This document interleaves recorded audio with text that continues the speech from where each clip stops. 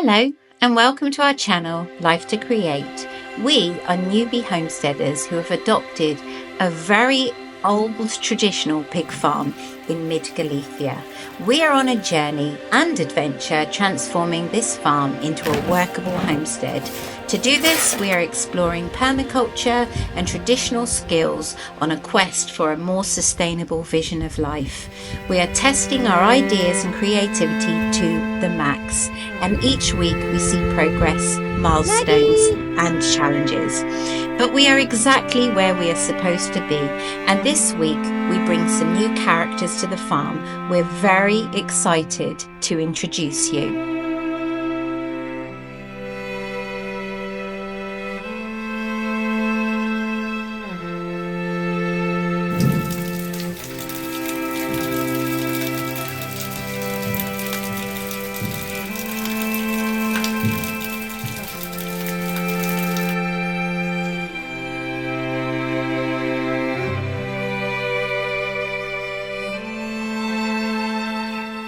Well, that's cheered them up.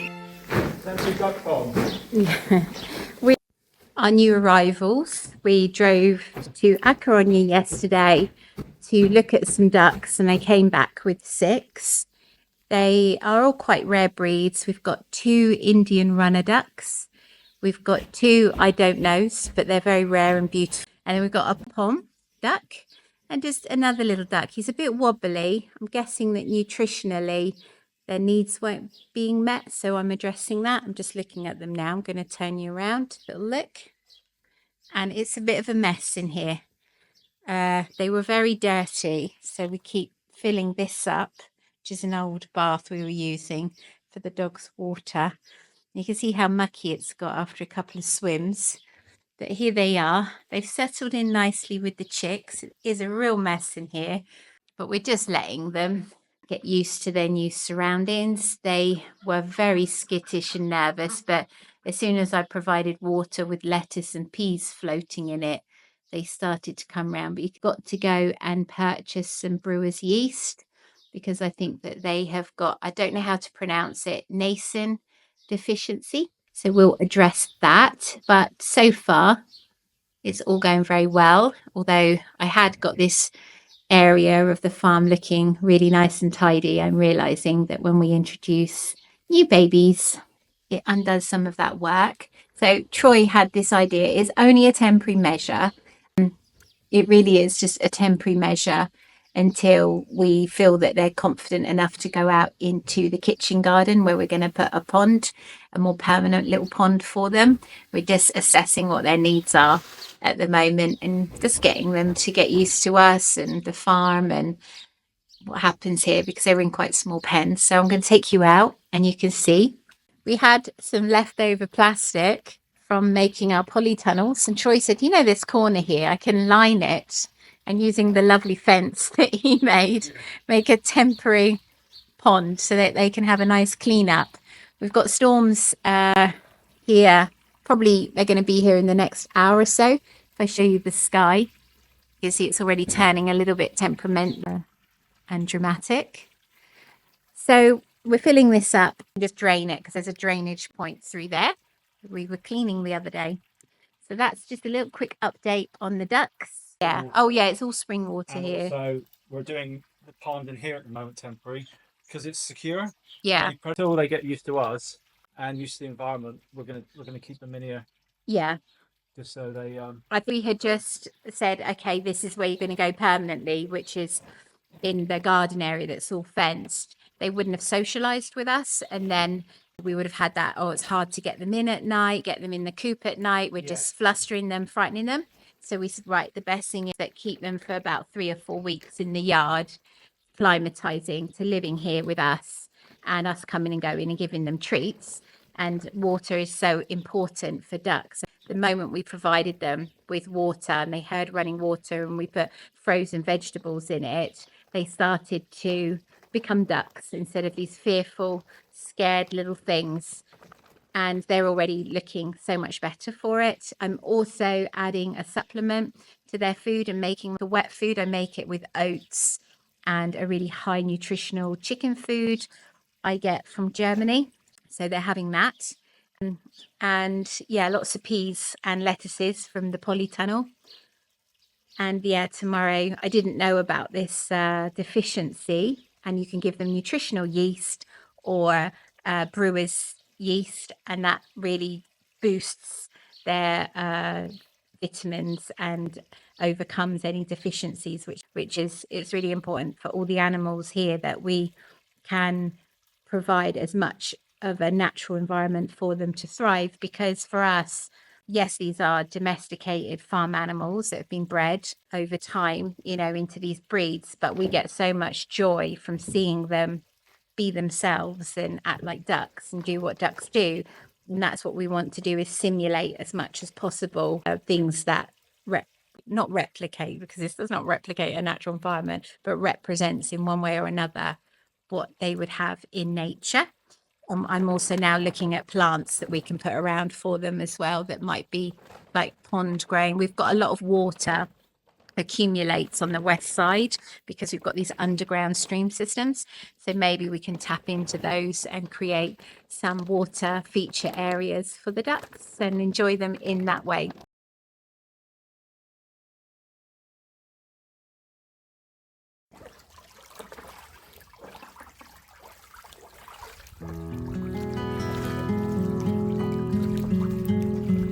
What a pretty picture that is.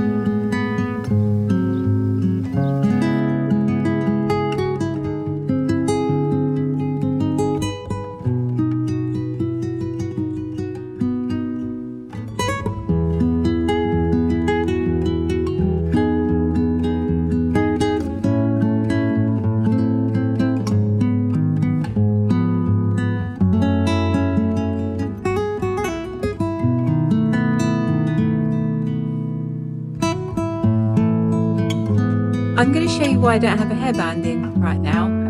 It's a really windy day for me to have my hair down, but there's a reason. I'm going to show you.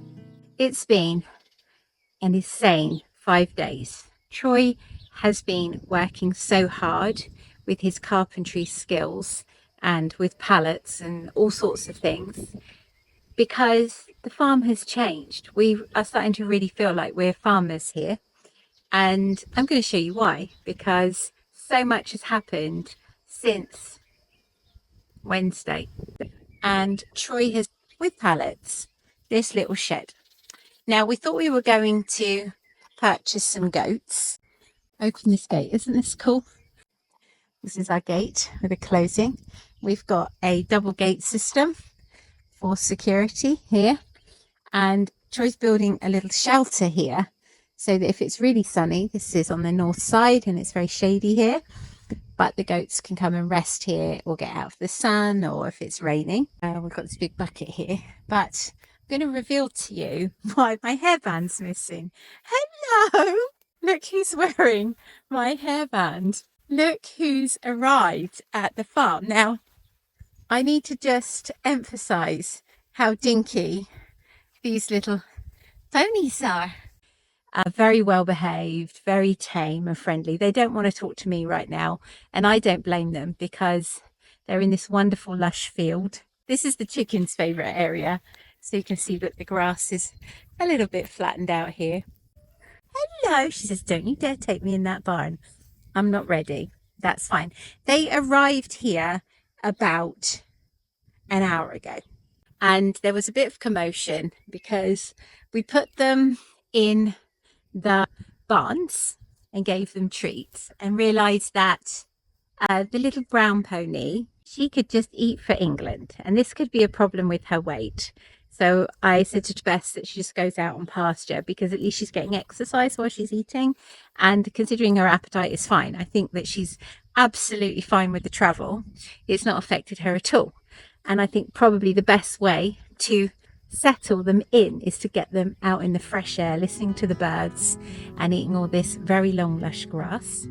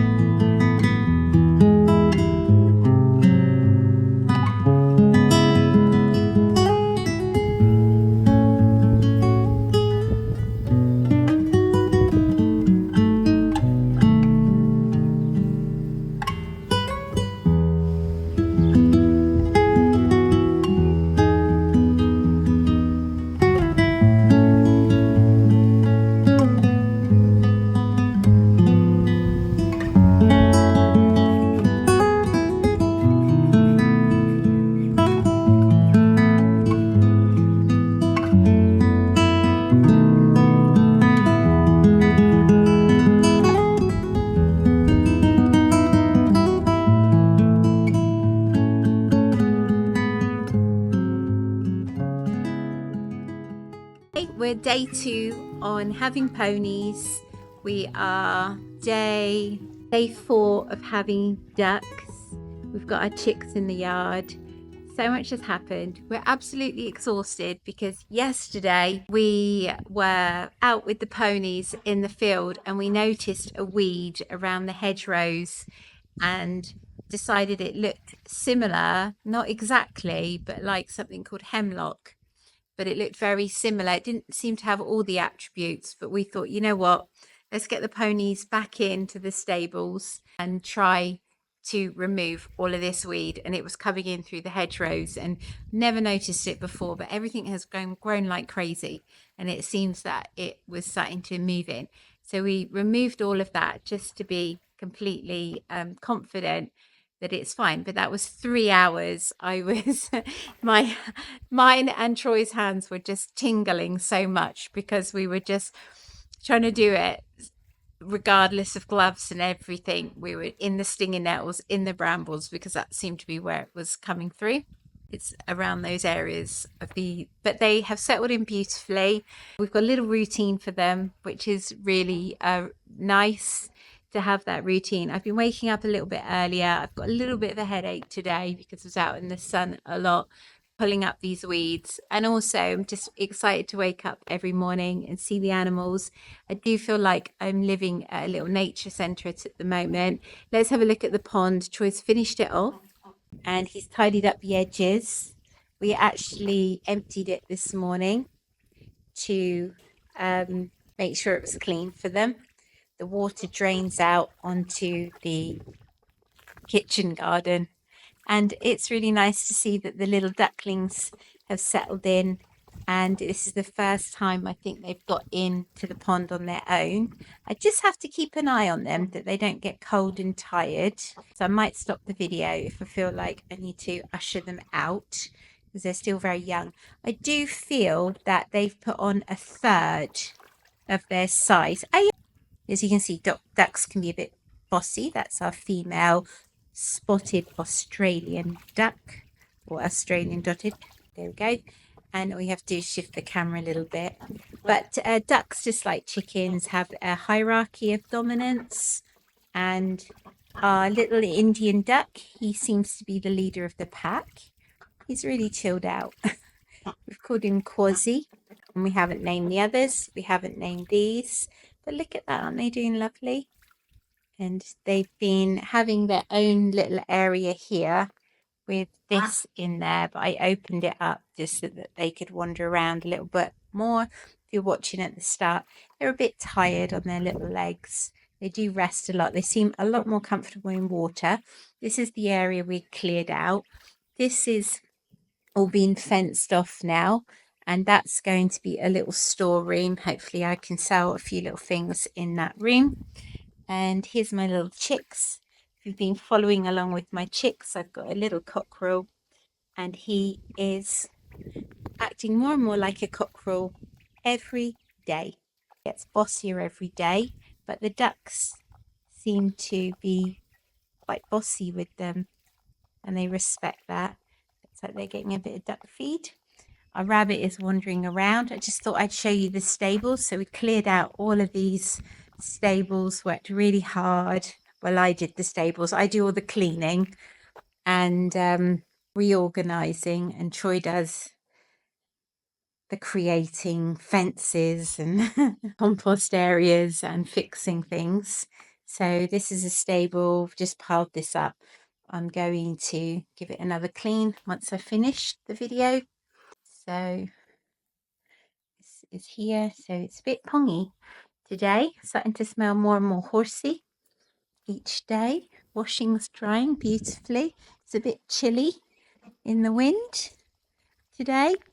And yeah, so this week's video is in the yard and on the paddock.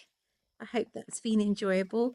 Please subscribe to our channel. It's been a quick video this week because so much has happened. We were without electricity last week, which we feel still like that affected our flow.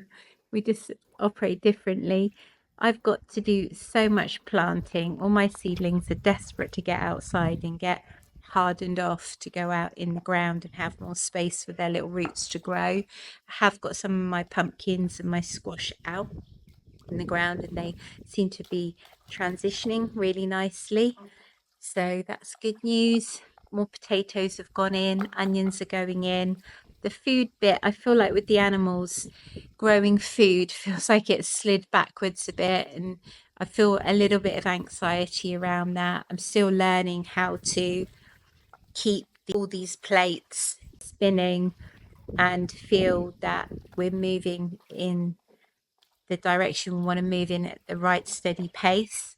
We've been feeling a lot of fatigue and tiredness this week. I'm not going to lie. I'm going to try and take this shot away from my washing. So we're starting to realize that it's hard to find downtime with this project because we live on site and we see so many things, just little things like you put something down and you can't remember where you put it down and you end up walking the entire farm thinking, where did I leave that? So yeah, it's hard to have a cut-off point for each day and decide when you're going to end for the day. I tend to do it when the sun goes down. Well, at the moment that is nearly 10 o'clock at night because we have quite a late sunset here in Galicia. So if you didn't know that, there you go. I didn't know that until I got here. And that's, what's it now, May.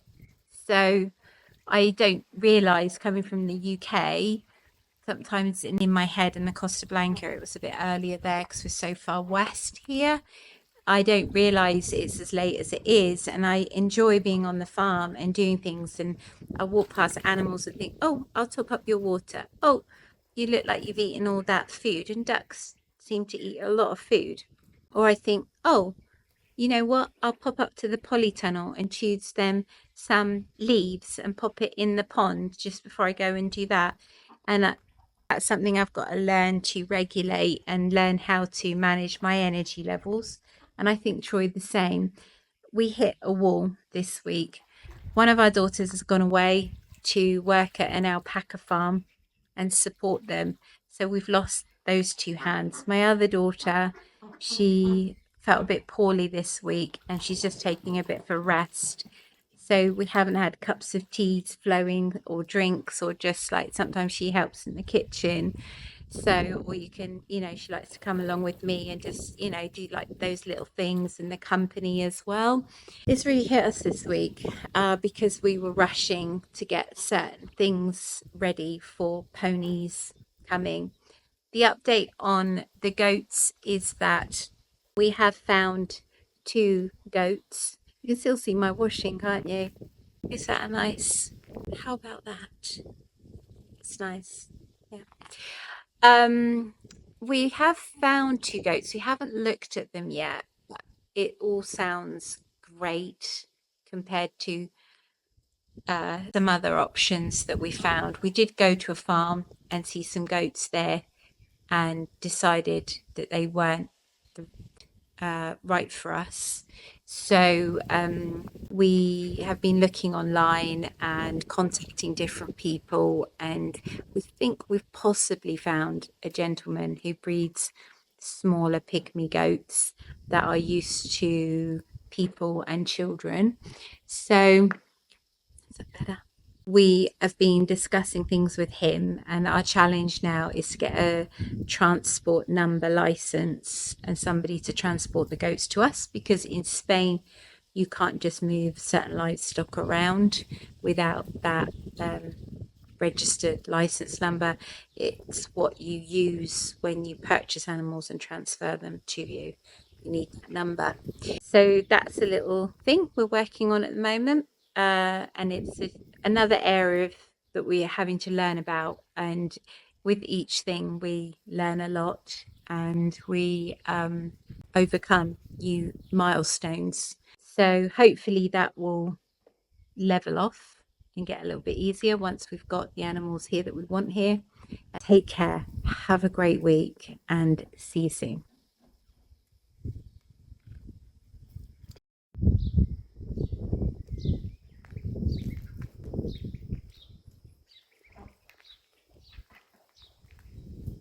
Can you get out of that pond, or do you need help? Oh, let's see. Yeah, you can do it. Come on, everybody. Let's will him find his way. It's better he finds his way. Okay. Yeah. Oh, good. That's it. You can do it. You can do it. Good boy. Yay! Well done. Happy days.